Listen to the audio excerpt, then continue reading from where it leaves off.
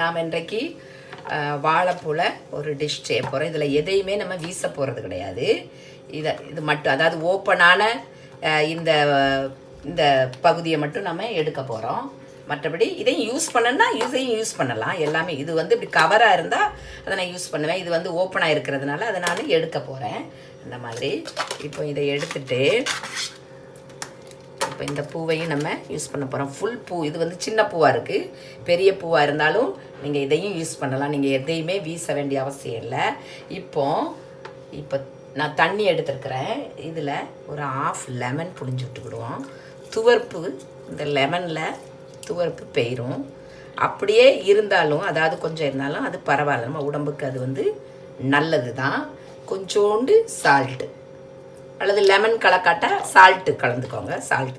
இப்போ இந்த பூவில் நம்ம இந்த பாயிண்ட்டை மட்டும் கொஞ்சம் எடுத்து நம்ம தூர போட போகிறோம். அதாவது இது வந்து ட்ரையாக இருக்கிறதுனால இந்த பார்ட்டை இதை இந்த பகுதியை அகற்றிட்டு மற்றபடி இப்படி ஸ்லைஸாக நம்ம இது ஒரு திக் ஸ்லைஸ் இந்த மாதிரி ஸ்லைஸாக நம்ம எடுத்துக்கிட போகிறோம். இது எல்லாமே நம்ம யூஸ் பண்ணலாம். இப்படி கட் பண்ணிக்கோங்க.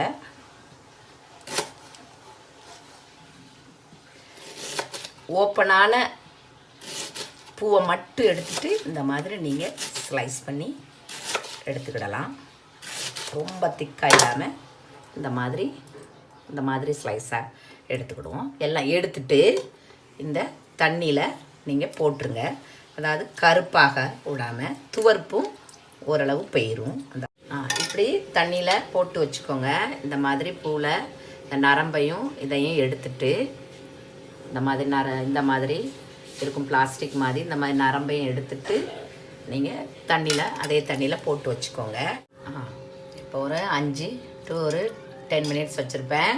5 நிமிஷம் வச்சா கூட போதும், ஒன்றும் பிரச்சனை இல்லை. இப்போ இதை என்ன பண்ணுவோம், நம்ம வடிகட்டி எடுத்துக்கிடுவோம். இது திருப்பியும் லைட்டாக கருப்பாகும். ஆகையினால நான் கொஞ்சோண்டு லெமன் போடாட்டாலும் பரவாயில்ல, கருப்பானாலும் பரவாயில்ல, நம்ம யூஸ் பண்ணிக்கிடலாம். இப்போ இதுக்கு நம்ம பேட்டர் ரெடி பண்ணுவோம். ஒரு 2 டேபிள் ஸ்பூன் நான் கார்ன்ஃப்ளவர் சேர்த்துருக்கிறேன். மக்காச்சோளம் மாவு 1 டேபிள் ஸ்பூன் மைதா சேர்த்துக்கோங்க. அரிசி மாவு 1 டேபிள் ஸ்பூன் சேர்த்துக்கோங்க. இந்த மாதிரி தேவையான அளவு உப்பு, மஞ்சள் தூள் சேர்த்துக்கணும். பிஞ்ச் சீரகம் விருப்பப்பட்டால் போடுங்க, உங்களுக்கு வேண்டான்னா விட்டுருங்க. இந்த மாதிரி இப்போ நான் காரம் கம்மி கலர் உள்ள நான் சில்லி பவுடர் சேர்த்துருக்குறேன். நீங்கள் காரத்துக்கு தக்கவாறு நீங்கள் சேர்த்துக்கிடலாம். கொஞ்சோண்டு கரம் மசாலா, ஒரு 1/4 டீஸ்பூன் கரம் மசாலா, மிளகுத்தூள் கண்டிப்பாக சேருங்க.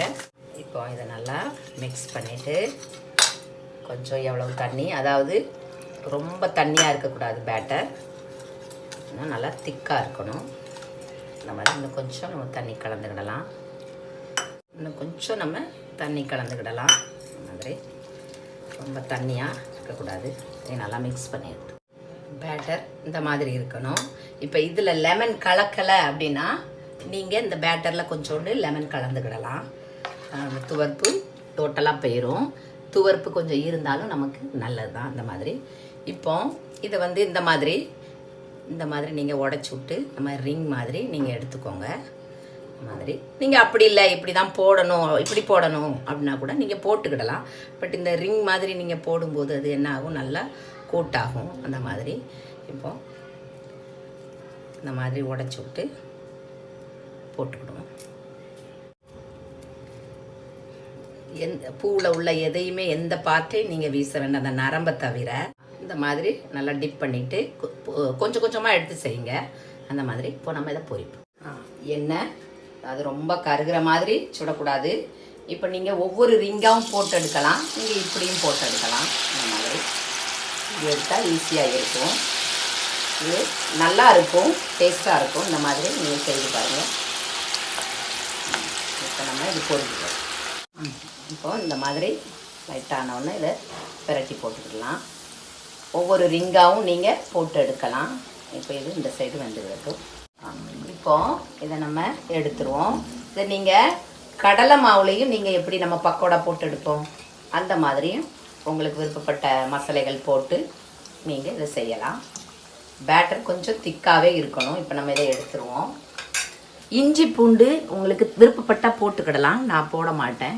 இந்த மாதிரி மிக்ஸ் பண்ணி இப்போ நீங்கள் என்ன பண்ணுங்கள், ஒவ்வொரு பூவாகவும் போட்டு எடுக்கலாம், இப்படி மிக்ஸாகவும் போட்டு எடுக்கலாம், உங்கள் விருப்பம். இந்த மாதிரி இது வந்து என்ன குழந்தைங்கள் சாப்பிட்டுக்கிடும். நீங்கள் வெறும் மைதாவில் கூட நீங்கள் போட்டுடலாம், கடலை மாவு மைதா அந்த மாதிரி. இது கார்ன்ஃப்ளவர் அரிசி மாவு சேர்க்குறதுனால நல்லா கிறிஸ்பாக இருக்கும்.